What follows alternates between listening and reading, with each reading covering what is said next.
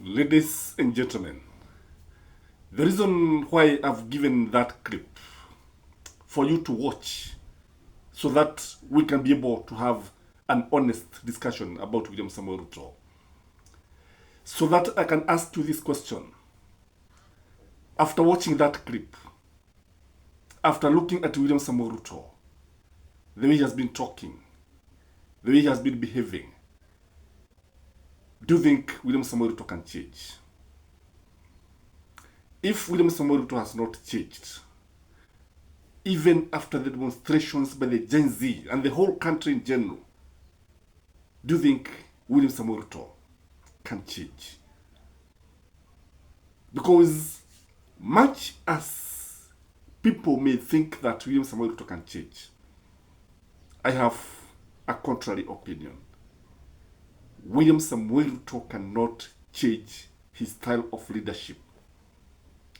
William Samoei Ruto cannot change his modus operandi, that is the way of doing things. Much as Kenyans may say that William Samoei Ruto was able to fire the whole cabinet, it was not the case. Because I was watching him and listening to him when he went to Mombasa, when Kenyans thought that Aisha Jumwa has been thrown to the cold. Alisema ataingia katika baraza lake la mawaziri. Alisema Aisha Jumwa has always stood with him, and William Samoei Ruto cannot let his friend down, that is Aisha Jumwa. So, ladies and gentlemen, which are these areas that I know and I strongly believe that William Samoei Ruto cannot change? Number one is about his friends. William Samoei Ruto will always reward friends and not merits. William Samoei Ruto, there's no way you can bring a very competent leader, say like somebody like Mwangi wa Equity. If you are given Mwangi wa Equity and you are the president, and you have brought somebody like Ezekiel Mashogo to maybe lead treasury, as a competent person, as a person who has the interest of this country at heart, you go for competence, the excellence, and tested excellence and wisdom, experience of Mwangi wa Equity. You don't go for somebody who is not competent.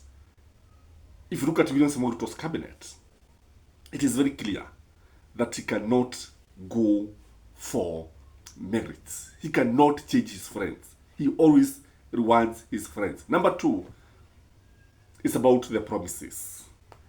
I thought that William Samoei Ruto would stop promising Kenyans. William Samoei Ruto, since he became the DP of the Republic of Kenya 2013, he has been promising Kenyans so many things. Look at the many stadiums that he promised Kenyans. Today, and even yesterday, he was on a promising spree. He cannot stop giving empty promises. And the funny thing about these promises is that most of them are never fulfilled. This is something that cannot change. And the other thing I think about William Samoei Ruto, after the demonstrations, people thought he would stick in the office. You know, it is said that he has never been to Harambee House. Maybe people thought he'd start working from his office. But it is not the case. He is back on the campaign trail. He is back on top of roofs of vehicles. So this is something that he cannot change. Because you see, William Samoei Ruto had a golden opportunity, because we say behind every cloud there's a silver lining. What there is that much as he was pushed to the corner by the Gen Z, he had now the opportunity even to change, to go to the office, work and supervise the government, supervise the cabinet. The only time you have seen him working, spending time in the office, is when he was meeting delegations and his friends to help him constitute the cabinet. The other thing is about the borrowing. You know, he has been talking about debts. But the funny thing As the country stands now, our debts, both internal and external, is about 11 trillion. 11 trillion. So William Samoei Ruto has also been on a borrowing spree, much as he would like to convince us that the country is not going to borrow. And he has been telling us we are not going to borrow. He is borrowing. We owe IMF, we owe our World Bank, we owe our local banks, we owe everybody. The country is heavily indebted. The funny thing is that even after this borrowing, there is no much that can be seen. Since he came to office, William Samoei Ruto has never fought corruption. He has never bothered to face the dragon of corruption. Afdhali Uhuru Muigai Kenyatta, who was yelling to the dragon of corruption, almost giving it up. You could see the attempt. But when you look at William Samoei Ruto, even after the Gen Z told him, we want you to work and fight corruption, he cannot fight corruption. He has not bothered to fight corruption. Heads have never rolled. Because most of the people who have been mentioned in his government, like now the edible oil scandal, the G2G government fuel, and so many scandals that have been actually with his government. There's also the issue of foreign trips. You have not seen him going for the last 1 month. But do you think he will stop going? Do you think William Samoei Ruto will not go? He cannot stop globetrotting. He cannot be able to stay in Kenya.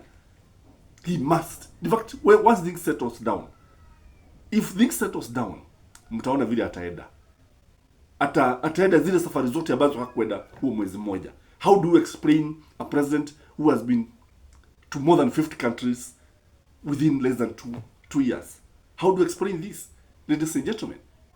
Again, when I look at William Samoei Ruto, William Samoei Ruto likes destroying political parties. When he came to the office, even before Parliament, wale watu walichaguliwa, even before they went to Parliament, the first thing he did is to raid Azimio, so that Azimio could not have the majority. Akatoka hapo, he raided Azimio again, stole the Jubilee, and destroyed Uhuru Muigai Kenyatta's party. From there,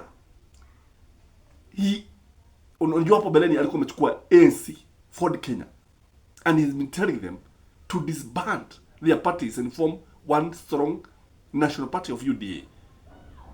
Even now, he's still raiding ODM. He cannot stop this. He cannot stop this because, for one, he doesn't like competition. Two, he doesn't like people to have alternatives. And that is William Samoei Ruto for you.